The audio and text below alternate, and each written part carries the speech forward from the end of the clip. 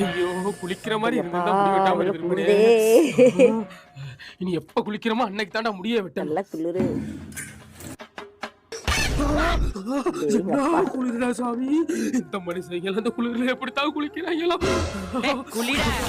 குளி அப்படி குளி. நாய்க்கு போறேன். சப்பா, என்ன குளிரா. இந்த குளிர்ல குளிக்கிறவங்களா கோடி கும்பிடுறா. குளிச்சிட்டியா? வா.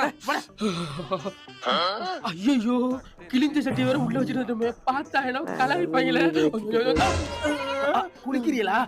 இந்த ஒருத்தர் எங்க என் மேல ஊத்துன இந்த இப்ப வச்சுடா. டேய் பைத்தியக்காரா, அது வெந்நீர்ரா.